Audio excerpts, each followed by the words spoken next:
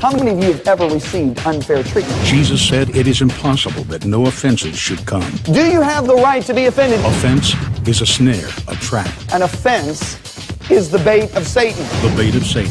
John Bevere's best-selling book has changed lives all over the world. God's word, His promise, will always come to pass as long as you don't get offended. And now, John Bevere Ministries presents The Bait of Satan Curriculum, a 12-part series designed to free you from the snare of offense. What you do with the offense will determine your future. Estamos prontos para começar. O currículo em vídeo A Isca de Satanás, lição número 9. Estão prontos? Vamos revisar um pouco do que vimos a noite passada. A noite passada vimos, na verdade, que Jesus é chamado a rocha da ofensa, certo? E a noite passada descobrimos que ele ofendeu pessoas por onde passou. Sabe, é uma coisa impressionante quando vemos a quantidade de pessoas que ele ofendeu, amém? A verdade ofende. Se você puder se ofender, amém? E Deus vai usar isso, então ou você cresce ou tropeça, amém? Mas vimos na noite passada como Jesus ofendeu os fariseus e lembramos como ele fez a declaração. E eles não gostaram muito e os discípulos disseram, você sabia que você ofendeu os fariseus dizendo aquilo?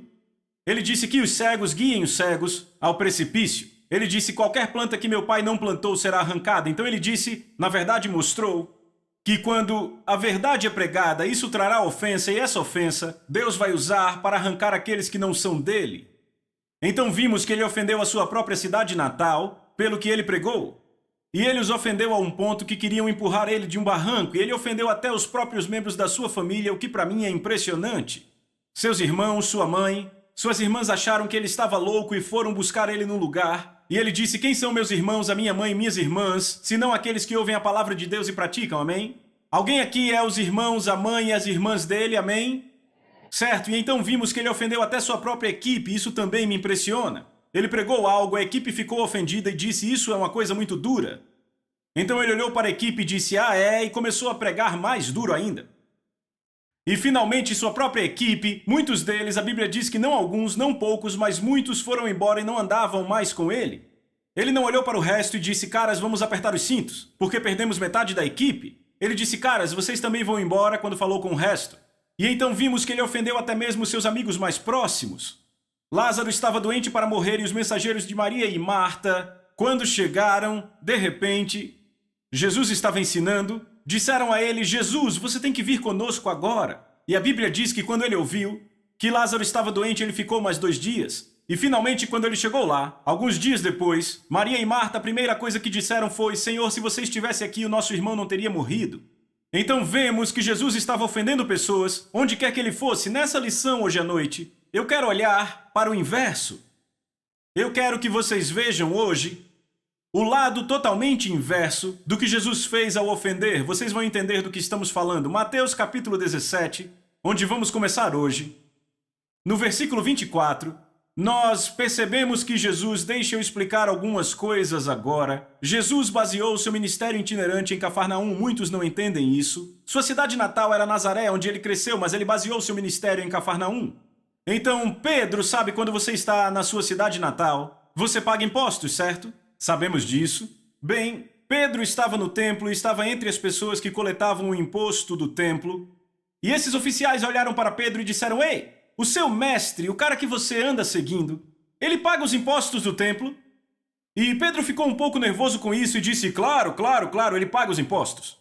E então ele voltou imediatamente, e quando ele entrou no lugar onde Jesus estava assentado, Jesus se antecipou a Pedro e se antecipou ao que ele ia dizer. Porque muitas vezes, sabe, Jesus operava numa poderosa palavra de conhecimento. Então Jesus disse a Pedro o seguinte, veja o verso 25. Sim, respondeu ele, ao entrar Pedro em casa, Jesus lhe antecipou, dizendo, Simão, o que te parece? De quem os reis da terra cobram impostos ou tributo? Dos seus filhos ou dos estranhos? Agora, por favor, olhe para mim. Ele está fazendo uma declaração simples aqui que todos deveriam saber, mas eu vou deixar bem clara.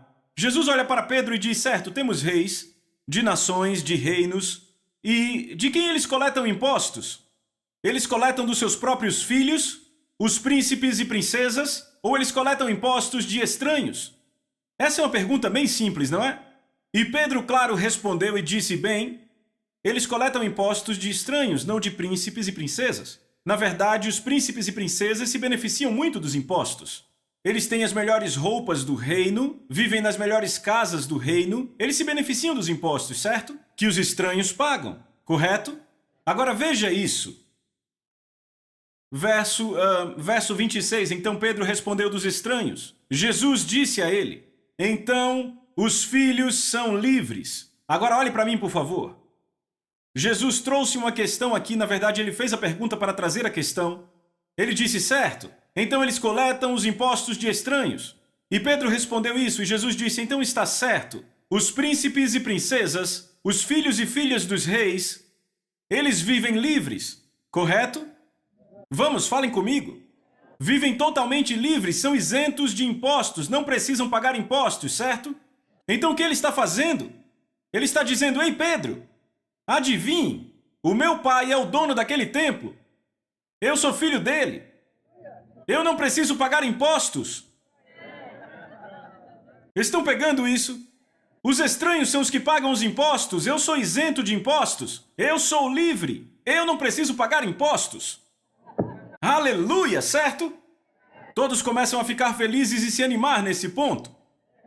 Especialmente os que trabalham para ele, mas vejam o verso 27. No entanto, para não os ofendermos,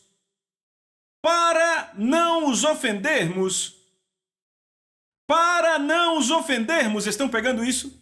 Vai ao mar, lança o anzol e pega o primeiro peixe que vier, e quando você abrir sua boca encontrará um dinheiro, pegue-o e o entregue por mim e você. Agora espera aí. Esse é o mesmo Jesus que vimos na última lição, que ofendia todo mundo, todo lugar que ia. E ainda assim agora, com todo cuidado, ele diz isso. Certo, Pedro, eu sou livre, mas no entanto, para não os ofendermos, vá pagar o imposto. Agora, o que está acontecendo aqui? Por um lado, vemos ele ofendendo gente por todo lugar que ia, e por outro lado, vemos ele cuidadoso, não querendo ofender, embora seja livre. Bem, vamos comigo para Gálatas, capítulo 5. E é disso que eu vou tratar a lição inteira hoje, porque sabe, às vezes as pessoas não entendem quando nós, crentes, devemos ter um comportamento ofensivo e não temos. Amém? Porque deixa eu dizer, se a rocha da ofensa vive dentro de você, de um jeito ou de outro, você vai acabar ofendendo pessoas. Mas você tem que saber quando é certo ofender e quando não é certo ofender. E vamos deixar isso bem claro entre a lição passada e essa lição. Estão comigo? Gálatas capítulo 5, veja o verso 13. Paulo diz, pois vocês, irmãos, foram chamados para a liberdade. Repita, liberdade. Apenas não usem a liberdade como uma oportunidade para a carne. Agora, outra palavra aqui para liberdade é a palavra privilégio. Você foi chamado para o privilégio. Desta forma, não usem o privilégio como oportunidade para servir o quê? A si mesmo, mas use-a para servirem uns aos outros. Pelo amor, diga amor. Porque o amor entrega a sua vida. Você pode dizer amém? Agora, deixe-me dizer isso com muita ousadia. Há liberdade no servir, mas há prisão na escravidão. Você diz amém? Um escravo é alguém que tem que servir, enquanto o servo é um que decide servir. Paulo deixa isso muito claro, que devemos usar o nosso privilégio para servir uns aos outros em amor. Agora eu quero ler para vocês, eu escrevi algumas diferenças entre um escravo e um servo, certo?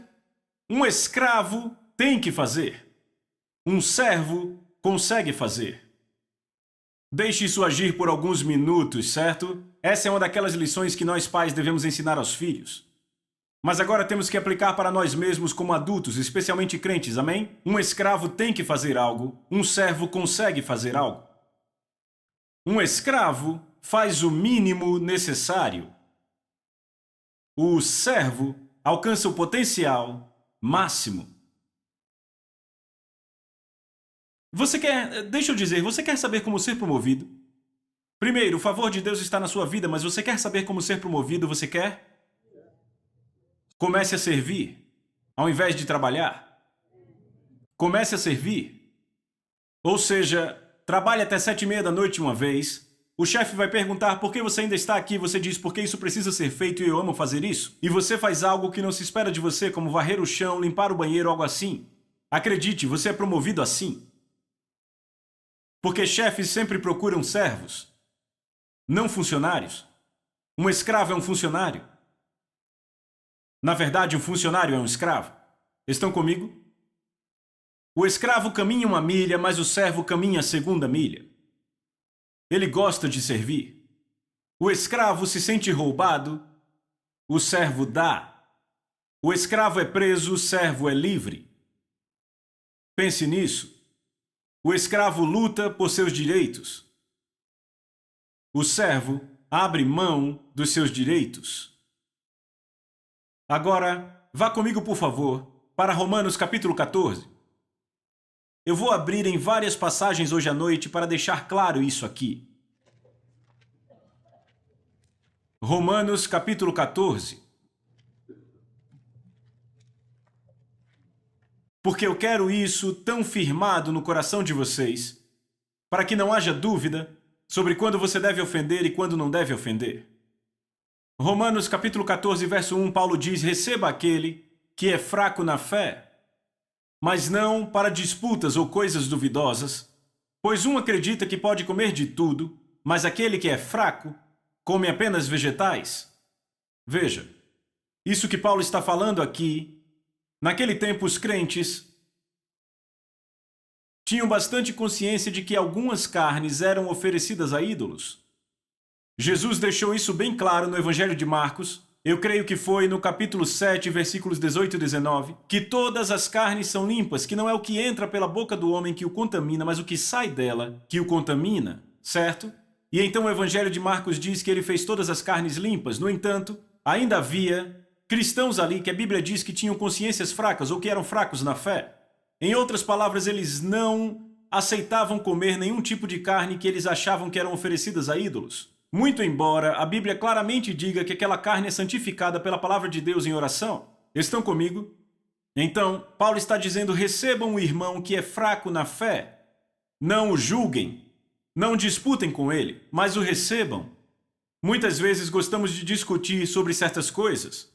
Há certas coisas sobre as quais, ouçam, eu vou entrar em discussões com pessoas, mas há certas coisas sobre as quais eu nem argumento, você entende? Você tem que escolher os buracos em que joga.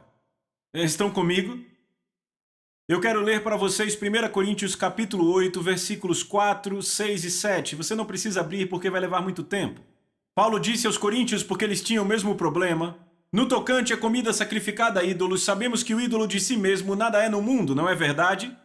Todavia para nós há um só Deus, o Pai de quem são todas as coisas e para quem existimos, e só um Senhor Jesus Cristo, pelo qual são todas as coisas, e por quem vivemos. No entanto, não há esse conhecimento em todos, ou seja, aqueles que são fracos na fé, certo? Porque alguns, pela consciência do ídolo, até agora, ainda comem dessas coisas como a eles sacrificadas e a sua consciência é contaminada. Então Paulo está dizendo: ei, ouçam, há pessoas que não têm o mesmo nível de fé que você tem.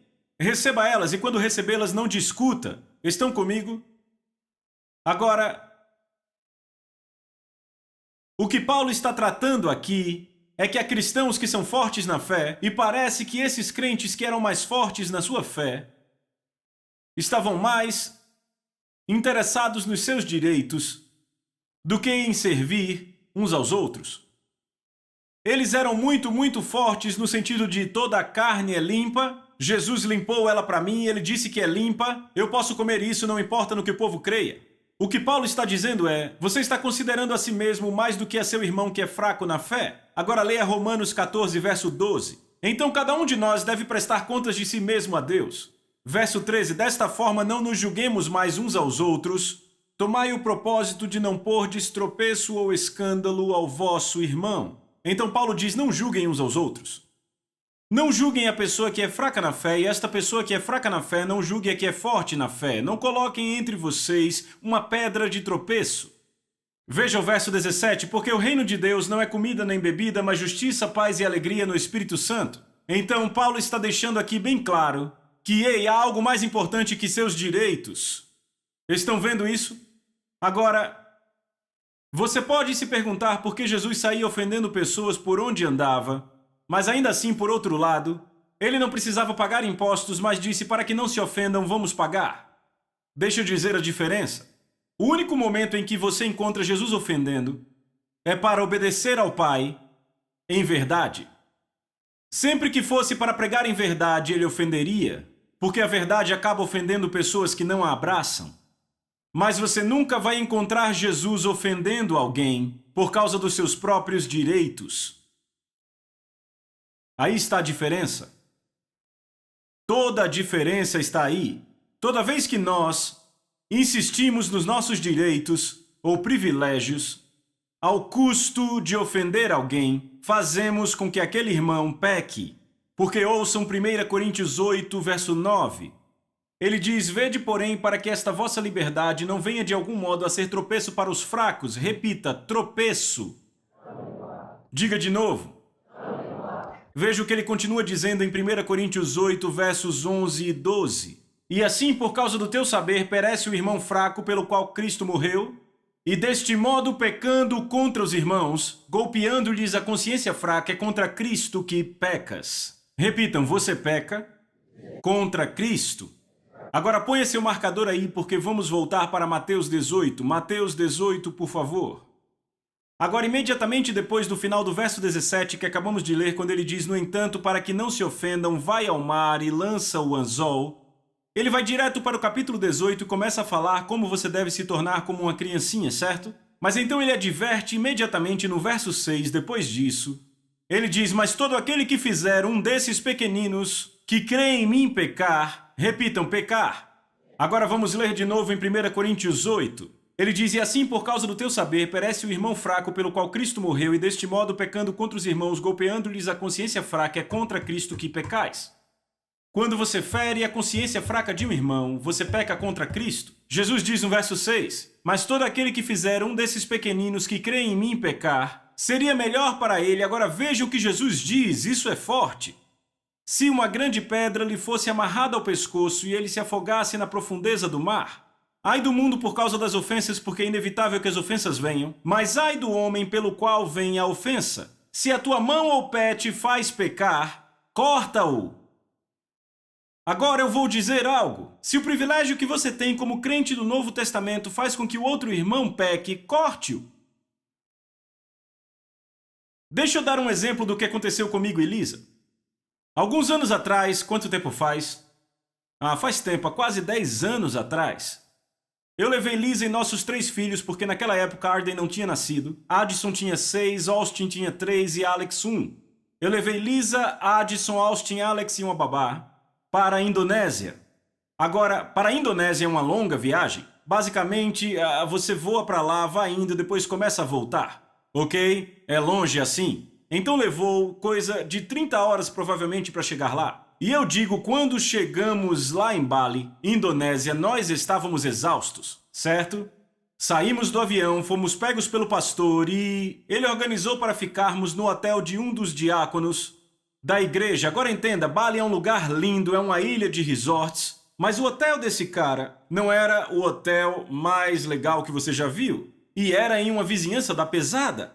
E eu lembro que chegamos lá e as paredes pareciam feitas de papel e havia cachorros lá fora na rua latindo a noite inteira. Bem, minha esposa mal conseguiu dormir. Meus filhos mal conseguiram dormir. Então na manhã seguinte, quando acordamos, estávamos totalmente exaustos, certo? Mas tínhamos que pegar um voo para Java e imediatamente começar a pregar, 2 vezes por dia pelo menos, por 2 semanas. Ok? Havia apenas um dia de descanso nas 2 semanas. E eu lembro que houve um dia específico em que pregamos 5 vezes num só dia. Era uma igreja de 30 mil membros, ok? E hoje, na verdade, eles têm 85 mil membros. É uma igreja magnífica, sabe? Eles têm cultos no meio da semana às 7 da noite, 10 da noite e 1 da manhã. Certo? Tem cultos no meio da semana até às 4 da manhã, ok? Eu fiz o de 7 e 10 da noite e, sabe, tinha 7 mil pessoas naquele. E então eles têm 7 cultos aos domingos. Então, sabe, era uma agenda ministerial muito, muito, muito ocupada, ok? Sabe o que era mais bonito? 60% daquela igreja era de muçulmanos convertidos. Mas então, terminamos as 2 semanas e eu lembro que estávamos em Java sentados à mesa de café da manhã, nos preparando para voltar a Bali. Para mais alguns cultos, ficaríamos 2 dias e voltaríamos para casa. E estávamos sentados à mesa com uma mulher muito rica.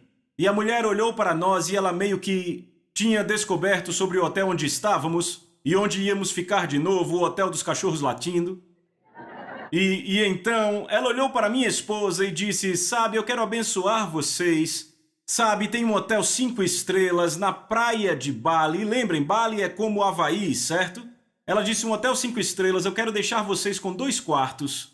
Então eu vou colocar vocês lá e eu vou pagar tudo. E eu fiquei, oh, glória a Deus, sabem? E meus filhos ficaram empolgados, a intérprete ficou empolgada, mas a minha esposa disse: querido, eu não me sinto muito bem com isso. E eu disse: não, imagina, tá tudo bem, tudo bem. Ela disse: mas John, sabe, o pastor é um dos diáconos, é o hotel dele. Eu disse: ele não vai se importar, essa senhora nos abençoou, não se preocupe, eu vou resolver tudo, deixa comigo. Então estávamos voando dentro do avião para Bali e minha esposa disse de novo: querido, não estou confortável com isso. Eu disse: Lisa, não se preocupe com isso, esse cara nos quer abençoados, é um pastor amoroso, ele vai ficar bem com isso, ok? Então pousamos, estamos esperando a bagagem e ela: querido, não me sinto bem com isso. Eu disse: querida, tá tudo bem, deixa comigo, tá certo? Fica tranquila. Então eu entro no carro com o pastor, olhei para ele e disse: ei pastor, eu tenho boas notícias. Alguém nos abençoou de verdade com o hotel 5 estrelas na praia, ela vai pagar tudo para nós. 2 quartos, eu disse a ele, então não precisamos ficar naquele hotel que ficamos quando chegamos aqui. Ele ficou bem quieto, não falou nada. E então eu disse: tudo bem? E ele disse: eu vou ser honesto com você. Eu disse: espero que sim. Ele disse: bem, você vai realmente ofender este homem se você ficar nesse outro hotel. Ele disse: porque o hotel deste homem foi reservado hoje e ele guardou os melhores quartos para você, sua esposa e seus filhos. E eu imediatamente vi o que eu tinha feito. Eu disse: pastor, eu vou cancelar o hotel 5 estrelas. Eu disse: iremos com alegria para o hotel do diácono, porque eu já tinha visto que provavelmente tinha ofendido o pastor. Então, era um direito meu ficar no hotel 5 estrelas quando alguém ia me abençoar, absolutamente. Mas ia fazer com que 2 irmãos tropeçassem. Ia causar uma ofensa. E eu certamente prefiro não fazer com que alguém se ofenda do que usar meu direito de ficar no hotel 5 estrelas. Foi por isso que Jesus disse: quando você for a uma cidade e te puserem no lugar, abençoe e fique lá. Não pule de casa em casa, coma o que puserem para você. Ele está te dizendo como evitar um comportamento ofensivo. Estão comigo? Sabe o que é maravilhoso? Deus abençoou aqueles 2 dias, foi uma bênção. Estão comigo? Mas rapaz, foi uma lição que eu espero não precisar aprender de novo.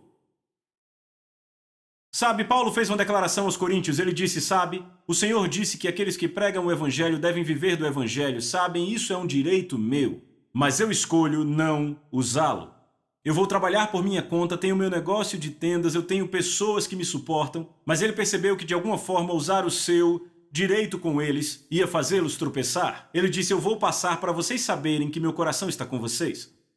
Sabe, há certos direitos que temos como crentes do Novo Testamento que às vezes temos que dizer: sabe, eu vou abdicar disso por uma razão.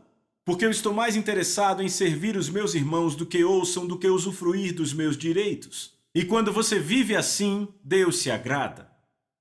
Porque Deus vê que você não está usando seus privilégios para servir a si mesmo, mas para servir a seu irmão em amor. Estão comigo? Então é isso que temos que fazer. Às vezes temos que nos perguntar: há algo que é um privilégio do Novo Testamento? Sim. Vai fazer com que alguém tropece? Pode ser que sim ou não. Sabe, outro dia eu fui tão abençoado, estava pregando em Portugal, e o pastor me considerou tanto, porque ele queria comprar uma garrafa de vinho e sabia que eu era americano. Ele disse: você se ofenderia se eu bebesse uma garrafa de vinho? Ele disse: não, senhor, vá em frente, eu não vou beber, mas fique à vontade. Sabe, eu vou continuar aqui tendo comunhão com você, não vai me incomodar nada. Eu disse: os americanos bebem para se embebedar, os europeus para serem sociais. Eu disse: é uma grande diferença. Sabe, e eu fiquei muito feliz que aquele pastor me considerou, sabendo que eu era um pregador americano. Vocês estão entendendo? As opiniões são diferentes, as mentalidades. Então, esta é a coisa que temos que determinar. Se nós vamos andar com Jesus, vamos ofender pessoas quando falarmos a palavra de Deus. Eu digo: eu já falei com pessoas o que Deus estava dizendo, elas ficaram com tanta raiva que saíram da sala. Mas era verdade, porque elas iam pecar de uma forma ou de outra, sabe? Literalmente, elas saíram. E eu as ofendi. Eu já ofendi pessoas enquanto pregava, pessoas vieram para mim tantas vezes. Disseram, não gostamos de você de jeito nenhum quando te ouvimos. Eu disse, bem, o que eu posso fazer? E disseram, mas agora te amamos, ouvimos o que você diz. E sabe, não eram os meus direitos que estavam ofendendo, era eu falando a palavra, a verdade. Mas então temos que chegar a um ponto em que sempre estamos dizendo, ok, minha prioridade não são meus direitos, meus próprios direitos, minha prioridade é não ofender. Estão comigo? Sabe, eu vou ser honesto. Se você vive numa cidade como Chicago, ou numa cidade como Dallas, você pode dirigir um certo carro, morar numa certa casa, tudo bem. Mas se você mora numa cidade pequena e dirige um certo carro e mora numa certa casa, você pode fazer crentes tropeçarem. Porque aqueles crentes têm uma fé fraca. Eles não percebem que Deus quer abençoá-los? Estão comigo? Então sabe o que eu faço? Eu digo, ok, o que vai ser mais inteligente aqui? O que vai dar certo? Porque deixa eu dizer algo. Meu direito de ter algo não é tão importante quanto fazer uma pessoa tropeçar e talvez ir para o inferno. É assim que temos que olhar para tudo. Foi isso que Paulo determinou quando disse aos Coríntios, eu tenho o direito de ter uma oferta de vocês. Eu tenho o direito porque o Senhor ordenou que os que pregam o Evangelho devem viver do Evangelho, mas eu abro mão disso porque eu quero que vocês saibam que eu os amo como um pai. E eu não quero que ninguém tropece. Eu não quero que ninguém tenha razão de achar que eu estou pregando por dinheiro. Então deixa eu dizer algo a vocês. Vocês aqui dessa igreja sempre tenham em mente que fomos chamados em amor para servir um ao outro e nunca levar ofensa em nosso comportamento por nossos direitos. Deixa eu dizer aos diáconos, lembrem que para cada pessoa que entra nessa igreja, você pode ser a diferença entre céu e inferno para ela. Essa pessoa pode estar vindo aqui pela primeira vez e se são maltratadas, se você não as trata como, sabe, bem-vindas à casa de Deus, se não as recebe com um sorriso, entendem o que eu digo? Você pode ter essa pessoa indo embora e nunca mais entrando em uma igreja. Entendem o que eu digo? Se você cuida da segurança, sim, temos que cuidar dos pregadores. Temos que assegurar que eles estejam bem cuidados e protegidos. Mas sabe, temos que cuidar das outras pessoas também, porque Jesus morreu por elas tanto quanto pelo pregador. Entendem o que eu digo? Agora, não me entendam errado, nós temos que honrar os homens e mulheres de Deus. Deus nos diz para fazer isso, há uma bênção nisso para que possamos ser abençoados. No entanto, Ele morreu por todos nós. O menor no corpo de Cristo, sabe, aquele pequenininho mesmo, aquele que é o menor no corpo de Cristo, é tão importante quanto o maior no corpo de Cristo. Então, quando mantemos isso diante de nós, a lei do amor, que servimos um ao outro em amor, sabe, não levamos à ofensa. Porque Paulo diz em 2 Coríntios capítulo 6, esse foi um grande teste para ele, ele disse, não damos razão de ofensa em nada para que nosso ministério não seja culpado. E deixa eu ler isso para vocês em 1 Coríntios capítulo 10, verso 22, 23 e 33. Ele diz, tudo é permitido a mim, mas nem tudo convém. Tudo é permitido a mim, mas nem tudo me edifica. Ninguém deve buscar o seu próprio bem. Eu vou ler de novo. Ninguém deve buscar o seu próprio bem, mas sim o bem dos outros. Desta forma, quer coma ou beba, ou o que quer que faça, faça tudo para a glória de Deus. Não leve a ofensa. Seja para judeus ou gregos, ou para a igreja de Deus, também eu procuro agradar a todos os homens em todas as coisas, não buscando o meu próprio benefício, mas o benefício de muitos para que possam ser salvos. Romanos 14, o último versículo, verso 19. Desta forma, vamos perseguir as coisas que conduzem à paz e as coisas pelas quais possamos edificar uns aos outros. Aí está o seu grande teste, amém? Lembrem, em amor, sirvam um ao outro e não ofendam pessoas por seus direitos.